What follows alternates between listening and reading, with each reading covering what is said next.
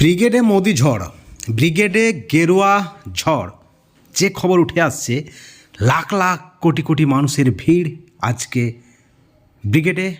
প্রধান অতিথি প্রধানমন্ত্রী নরেন্দ্র মোদি, এবং সব থেকে বেশি সংখ্যালঘুদের ভিড় দেখে এবার চমকে গেলেন নবান্ন।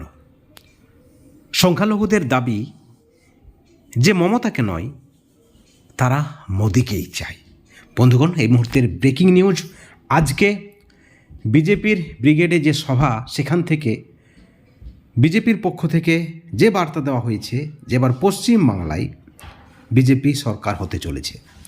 আদিবাসীদের জন্য, আলু চাষিদের জন্য, বাংলার মহিলাদের জন্য একাধিক সুযোগ সুবিধা থাকবে, তাদের কষ্ট দূর হবে যদি বিজেপি সরকার আসে। 5 বছর দেখতে না দেখতে কেটে যাবে, বিজেপি সরকার আনুন। এবং যেভাবে তৃণমূল সরকার সমাজকে শেষ করে দিয়েছে, শিক্ষা শেষ করে দিয়েছে, সেখান থেকে বাংলাকে বাঁচাতে একমাত্র ভরসা বিজেপি সরকার। এমনই কিন্তু ব্রিগেডের মঞ্চ থেকে পরিষ্কার বার্তা দিলেন বিজেপি নেতৃত্বরা। মিঠুন চক্রবর্তীর দাবি, পুলিশ যদি নিরপেক্ষ হয় তাহলে 30 সেকেন্ডে খেলা ঘুরিয়ে দেবেন। এবং একই সঙ্গে তিনি বলেছেন যে মমতা বন্দ্যোপাধ্যায়ের মতো মিথ্যাবাদী মুখ্যমন্ত্রী তিনি আর দেখেন নাই, তিনি কোনো কথা রাখেন নাই। এমতো অবস্থায় পশ্চিমবাংলার মানুষকে একমাত্র ভরসা করতে হবে বিজেপি সরকারকে। এবং বিজেপি পশ্চিমবাংলার মানুষের পাশে রয়েছে, দুর্নীতির রুখতে, অন্যায় অত্যাচার রুখতে, নেতাদের দাদাগিরি রুখতে। মানুষকে বাঁচতে হলে একমাত্র বিজেপি সরকার গঠন করতে হবে, এমনই বার্তা দিলেন।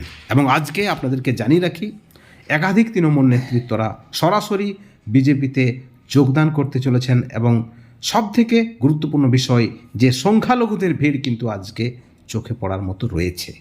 বন্ধুগণ, 2026-এর বিধানসভা নির্বাচনের পরিপ্রেক্ষিতে আজকের সভা অত্যন্ত গুরুত্বপূর্ণ। এবং আজকের সভায় অত্যন্ত উজ্জীবিত বিজেপি কর্মীরা, বিজেপি সমর্থকেরা।